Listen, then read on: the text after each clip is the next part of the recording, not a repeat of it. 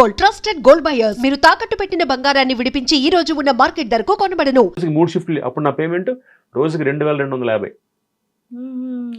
6 to 1 చేసేవాడిని, 2 to 5 చేసేవాడిని, 6 to 9 చేసేవాడిని. 5 సీరియల్లో రోజుకి 3 షిఫ్ట్లు చేసేవాడిని. ఒక్కొక్కసారి ఆ 2 సీరియల్స్, ఒకసారి ఈ 3 సీరియల్స్ పడేవి. ఆ టైంలో కొత్తగా భరణ్ ఇండస్ట్రీకి వచ్చాడు. ప్రియాంకలో నా ఫాదర్ క్యారెక్టర్కి వచ్చాడు. అప్పటికే సత్య అని ఒక సీరియల్ చేసేవాడు, దీనికి వచ్చాడు అనమాట. సో నేను దాంట్లో మెయిన్ నెగిటివ్ లీడ్ చేస్తున్నా ప్రియాంకలో. సో మార్నింగ్ వచ్చేవాడిని, 6 o'clock 7 o'clock వచ్చేవాడిని. నా వరకు తీసి పంపించేవారు నన్ను.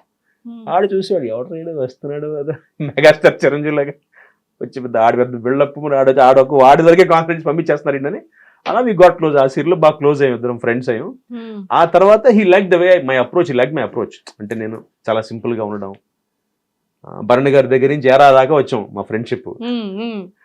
సో అలా ఫ్రమ్ దెన్ వీఆర్ ట్రావెలింగ్. అంటే మార్నింగ్ అంతా షూట్, ఈవినింగ్ అయితే తీర్థం.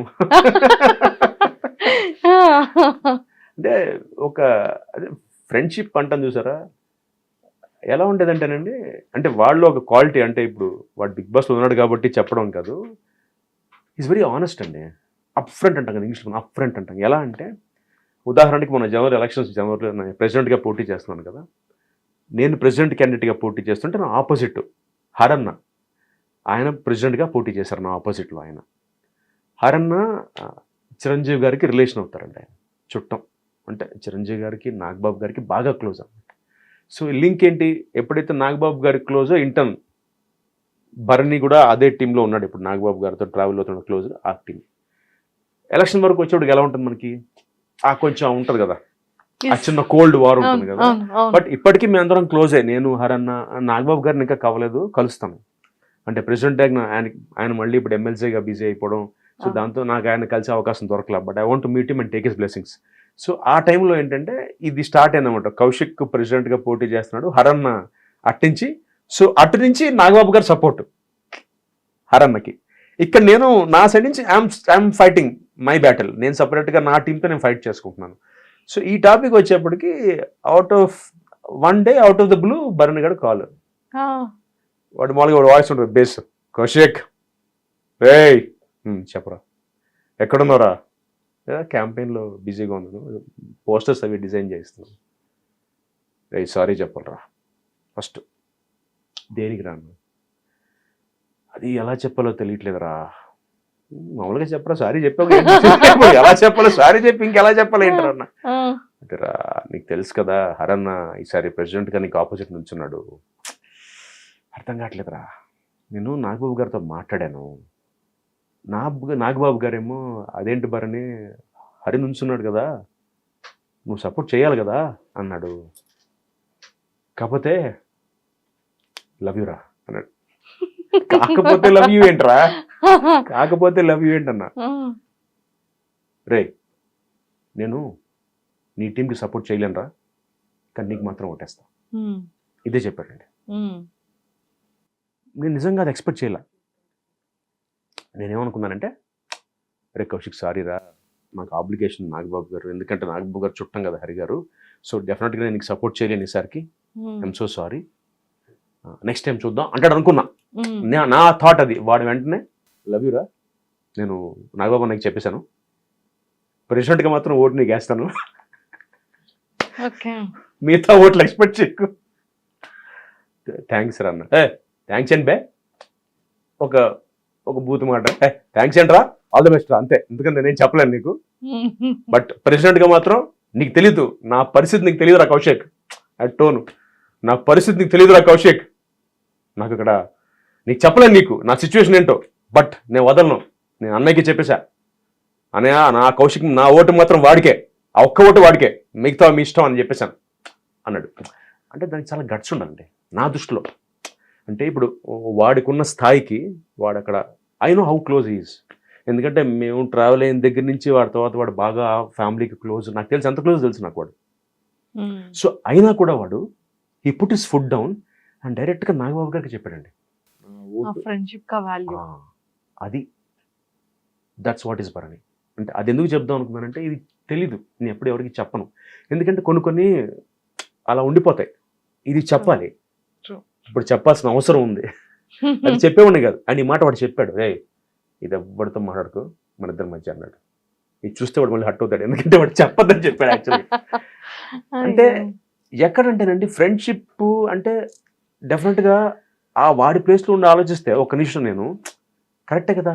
ఇప్పుడు వాడు అక్కడ is very active with them, అలాంటి వాళ్ళు చెప్పింది వినాలి బేసిక్గా, అంటే అవతల వాళ్ళకున్న స్థాయికి. But still he put his foot down. లేదు నాగబాబు అన్న, కౌశిక్ గారు నా బెస్ట్ ఫ్రెండ్, వాడి వరకు ఐ విల్ సపోర్ట్, మిగతా అంతా మీ ఇష్టం, బట్ వాడి వరకు నేను ఐ కాంట్ డూ దిస్. నాకు నేను కాన్షియస్, నా సెల్ఫ్ రెస్పెక్ట్ ఒప్పుకోదని చెప్పి ఈ made sure you came. And మళ్ళీ ఎలక్షన్ అయిపోయాక మళ్ళీ సారీ రా, లవ్ యూ రా, సారీ రా. మరి ఎందుకురా సారీ అంటే, లేదురా I owe you an apology, నేను సారీ చెప్పాలి, నీతో న్యాయంగా నేను ఉండాలిరా, నువ్వు పోటీ చేస్తుంటే నీ పక్కన నన్ను ఉంచోవాలి, బట్ నేను ఉంచోలేకపోయాను చూసావా, అందుకు సారీ అన్నాడు. హ్యాపీ అనిపించిందండి. అంటే వాడు ఓటు వేయిపోయినా నాకు పెద్ద డిఫరెంట్, అంటే బాధపడేవాడినేమో, బట్ ఐ వుడ్ అండర్స్టూడ్, అంటే నా మెంటాలిటీని అర్థం చేసుకునేవాడు వాడు సిచ్యువేషన్ వాడిది. బట్ స్టిల్ వాడు ఇలా చెప్పి నాకు అది నాకు ఫెల్ట్ వెరీ హ్యాపీ అండి. సో అలా అంత నీతి ఉన్నవాడు, అంత ఎటికెట్స్ ఉన్నవాడు. సో అది అంటే ఇది ఎందుకు చెప్పాలనిపించిన సందర్భం వచ్చింది కాబట్టి చెప్పాను, లేకపోతే ఇది ఎప్పటికీ ఎవరికి చెప్పేవాడు కాదు. That is Bharani. మరి ఎలా ఉంది సార్? ఆల్రెడీ బాలాదిత్య గారు మీ బ్రదర్ కూడా బిగ్ బాస్ కి వెళ్ళారు, చాలా దగ్గరుండి చూసుంటారు బిగ్ బాస్. బాగా దగ్గరికి చూసాను. నన్ను అడిగారండి 2-3 సార్లు, బట్ మా తమ్ముడు వెళ్ళాక పెద్ద నాకు అంటే వెళ్ళకూడదని కాదు, కానీ నేను వెళ్తే మొత్తం బీపీలే వస్తాయి మీకు అని అవుట్పుట్ రా. నేను భరణి గాడిలాగా అంత సాఫ్ట్గా మాట్లాడు,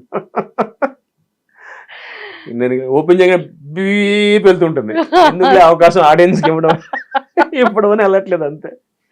సో ఫైర్ బ్రాండ్ అయితే అంటే మామూలుగా ఇంట్లో సాధారణంగా పెద్దవాళ్ళు సాఫ్ట్ గా, రెండో వాళ్ళు హైపర్ గా ఉంటారు. మా ఇంట్లో రివర్స్, చాలా హైపర్, నా తమ్ముడు చాలా సాఫ్ట్.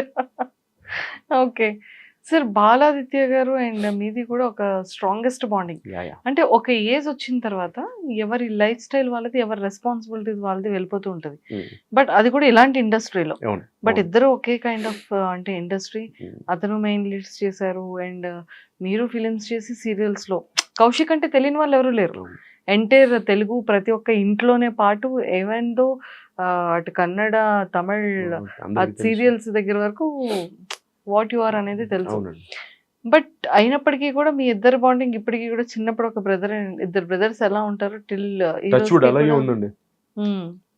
హ్యాపీ అంటే దానికి ముఖ్యంగా మా ఇద్దరి కన్నా వాళ్ళ ఆవిడకి మా ఆవిడకి థ్యాంక్స్ చెప్పుకోవాలి. అంతేగా, అంటే మాది అలాగే ఉందండి ఇవాళకి. అంటే ఎలా ఉంటుందంటేనండి, మా ఇద్దరి మధ్య యూజువల్గా అన్నదమ్ములు ఫ్రెండ్స్ ఏం చేస్తామంటే, సపోజ్ ఒక డబ్బు అవసరం వచ్చింది అనుకోండి, 5,000 6,000 వస్తాయి.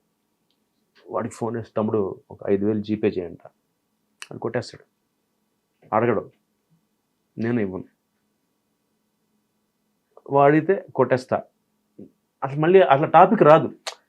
5,000 నీకు ఇచ్చా కదా మొన్న, అది రాదు, అయిపోతుంది. అండ్ సర్ప్రైజ్ అవుతారు. 1999 2000 టైంలో మనకి ఎయిర్టెల్ అప్పుడే నెంబర్స్ అన్ని కొత్తగా ఇన్కమింగ్ ఫ్రీ అయ్యి స్టార్ట్ అయింది మనకు. అప్పుడే సర్వీస్, మొబైల్ సర్వీస్ స్టార్ట్ అయినప్పుడు అప్పటి నుంచి మా తమ్ముడు బిల్ నేనే కడుతున్నా ఇప్పటికీ. ఎయిర్టెల్ ఫ్యామిలీ ప్లాన్లో ఉంటుంది. అంటే ఇట్స్ అంటే అదేదో ఇప్పుడు వాడికి, అంటే వాడికి పెళ్ళి అయిపోయింది, వాడి పిల్లలు, వాడి ఫ్యామిలీ, అదే ఉండదండి. లక్కీగా మా బాధ్యత లేదు.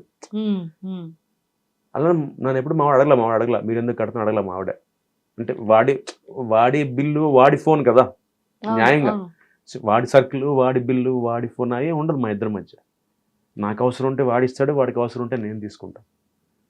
అఫ్కోర్స్ పెద్ద అమౌంట్ ఉంటే ఆటోమేటిక్గా I will give it back, ఎందుకంటే వాడికి ఫ్యామిలీ ఉంది, 2 పిల్లలు, రెస్పాన్సిబిలిటీస్ ఉంటాయి.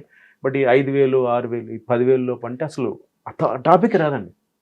మరి 5,000 జీపే చేయంట, ఓకే, వాడా అరే జీపే చేసి చూసుకో, అయిపోయింది అక్కడతో.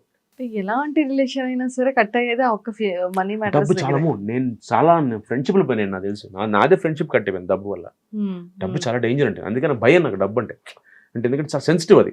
అంటే ఒక ఇచ్చిన మాట నిలబెట్టుకోలేకపోతే we lose out on lives and friendships also. అంటే అప్పటిదాకా ఉన్న బాండింగ్ కట్ అయిపోతుంది. అండ్ మరి బర్నీ సార్ గేమింగ్ ఎలా ఉంది బిగ్ బాస్ హౌస్ లో? వాడేదో మొన్న చెప్పాక మా తమ్ముడితో మళ్ళీ వీడియో చూడడం అంటే, నేను గేమ్ ఆడడం. వాడు కొంచెం ఆ కుటుంబం నుంచి బయటకు వచ్చాడని ఫీలింగ్ ఎప్పుడు మొన్నటిదాకా భరణి గారి కుటుంబం అది కొంచెం అంటే వాడు బేసిక్గా వాడు మరి నెగిటివ్ క్యారెక్టర్స్ చేయడం వల్ల ఈ స్రవంతి వాటిల్లో వాడి మీద ఒక ఇంప్రెషన్. అలాగే మీరు అన్నట్టుగా ఇప్పుడు నాగబాబు గారు బాగా సపోర్ట్ అని, అది చాలా అసలు బేసిక్గా వాడు బిగ్ బాస్లోకి రావడానికి నాగబాబు గారికి సంబంధం లేదండి. ఈ came on his own talent. అంటే నాగబాబు గారు అని ఆయన ఎక్కడ దాకా హెల్ప్ చేస్తారంటే ఇలాగా వాడికి ఫ్యామిలీ వీక్ లేదా సపోర్ట్ కోసం రావాలి తప్పితే అమ్మతో పాటు, అదర్వైజ్ వాడికి అసలు ఏ యాంగిల్లో he's a self made person. అంటే వాడి గురించి 24 ఏళ్ళగా తెలిసిన మనిషిగా చెప్తున్నాను. He's self made guy. Today whatever he's because of his Bharani Shankar himself. ఇవన్నీ తర్వాత అంటే వాడి కష్టానికి వాడు సంపాదించిన స్థాయికి స్థానానికి ఇవన్నీ యాడ్ ఆన్స్.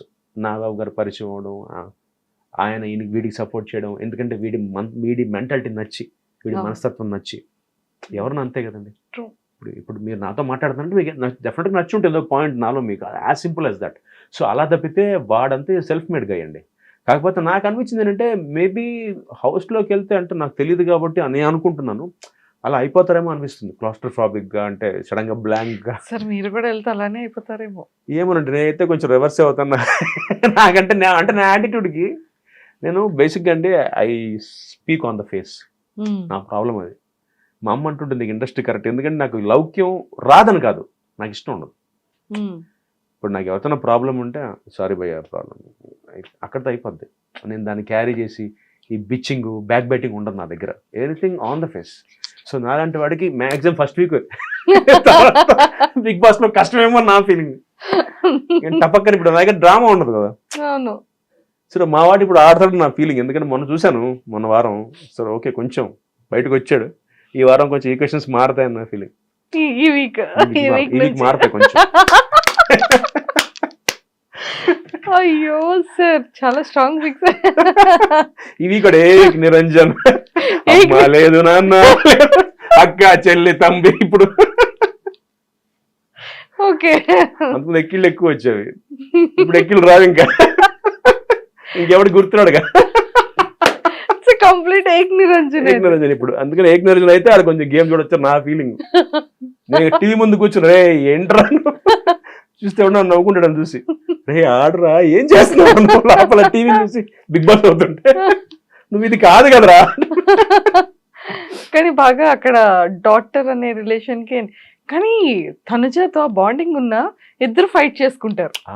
అంటే వాడి కూతురంటే ప్రాణం తెలుసండి నాకు, పాప చిన్నప్పటి నుంచి తెలుసు వాడు కూతురంటే ప్రాణం. కాకపోతే ఏమైపోయిందంటే మీరు అన్నట్టుగా అక్కడ మొబైల్ ఫోన్స్ ఉండవు, పేపర్ ఉండదు, టైం తెలీదు. శనివారం నాగార్జున గారు వస్తే శనివారం తెలుస్తుంది అంటే అంతే కదా. సో ఆ సిచ్యువేషన్ లో వి కాంట్ ఎస్కేప్ దట్ అండి. అంటే పైగా మనకి ఇన్నేళ్ళకి అలవాటు అయిపోయింది కదండి. We are used to it. Mobile phone, మనకి పొద్దున్నే టీవీ చూడడం, ఇంట్లో మూవీస్కి వెళ్ళడం, సినిమాలు, ఇవన్నీ అలవాటు అయిపోయి ఒక స్పేస్లో ఏమీ చేయకుండా 24/7 ఆ ఇంట్లో రెస్ట్రిక్ట్ అయిపోయి అక్కడే వాళ్ళ మొహాలే చూసుకోవడం చాలా కష్టం అండి. కానీ మా తమ్ముడు బయటకు వచ్చాక నేను మాట్లాడే వాడు నాతో, మా తమ్ముడు బిగ్ బాస్ 7కి వెళ్ళి బయటకు వచ్చాక it took him 7 days to come out become normal అండి. నమ్ముతారా మీరు? వాడికి 7 days పట్టింది. అంటే వాడు అన్నయ్య ఏదో వియర్డ్గా ఉంది అన్నయ్య అంటే, వాడింట్లో వాడి సొంత ఇంట్లో వాడి బెడ్రూమ్లో పడుకుంటే ఈస్ ఫీలింగ్ వియర్డ్ అంటే ఏదో ఒక సౌండ్లో వస్తుంది అన్నయ్య అంటే. వాడికి అలవాటైపోయి బిగ్ బాస్ వాయిస్ అక్కడ ఆ కెమెరాస్ అలవాటైపోయి వాడు లేచి అంటే అప్పుడు అనుకున్న బహుశా అందరు ఇదే ఫేజ్లో వెళ్తారేమో. వాడు చెప్పాడు ఇట్ టుక్ 7 days. వాడు అంటే ఏంటంటే వాడు నమ్మరు, పోస్ట్ బిగ్ బాస్ విపాసనకి వెళ్ళాడు, యోగాకి వెళ్ళాడు, విపాసనకి వెళ్ళాడు. ఎందుకంటే కుడెంట్ టేక్ ఇట్. వాళ్ళ కూర్చొని కాఫీ తాగుతుంటే జుమ్మని సౌండ్ వస్తుంది చెవులో వాడికి. దానికి కారణం ఏంటంటే 70 days హౌస్లో ఉండేప్పటికీ అంటే మీకు ఏ ప్రపంచం తెలియకుండా ఇక్కడే లేవడం, మీ రొటీన్ డే అంతా రొటీన్, మీ స్నానం చేయడం, మీ టిఫిన్ బ్రేక్ఫాస్ట్ వాళ్ళతోనే. అంటే అది సడన్గా అది బ్రేక్ చేసి మీరు బయటకు వచ్చేప్పటికి కొత్త ప్రపంచం, కొత్త అంతే కదా. వాడికి ఆ చెప్తున్నాడు నాకు అనే, నాకు జూవన్న ఫీలింగ్ అనే, నాకు చెవులో సైడ్లో సడన్గా అర్ధరాత్రి మెలకు వచ్చేస్తుంది. ఎందుకంటే అక్కడ ఫుడ్ తక్కువట నా తమ్ముడు చెప్పడం. అండ్ టైంకి ఉండదు ఫుడ్, ఈ టాస్క్స్ వల్ల వాటి వల్ల ఫుడ్ టైంకి, భోజనం టైంకి అందదు, స్లీప్ ఉండదు. దీనివల్ల ఈ వాజ్ గెటింగ్ క్లాస్ట్రోఫోబిక్. మనకి ఏదైనా గొడవ అయింది అంటే మనం నెక్స్ట్ డే వాళ్ళతో మాట్లాడడం, కానీ అది చచ్చినట్టు అక్కడ అసలు నాకైతే చెప్తున్నాగా, నేనైతే బీపే. నేను బిగ్ బాస్కి వెళ్తే మీరు వేసుకోవచ్చు కౌశిక్ బీపే వెళ్తుంది, ఇంకేం బయటికి వెళ్ళాలి. నీ అమ్మ స్టార్ట్ అవుతుంది కదా. అందుకని ఆలోచించి ఇప్పుడు నాకేదో మంచి పేరు ఉంది బయట లేడీస్ అంటే చాలా ఇష్టం. కౌశిక్ అని ఫ్యామిలీ ఆడియన్స్ అందరూ అభిమానిస్తారు. ఆ ఇంప్రెషన్ పోకూడదని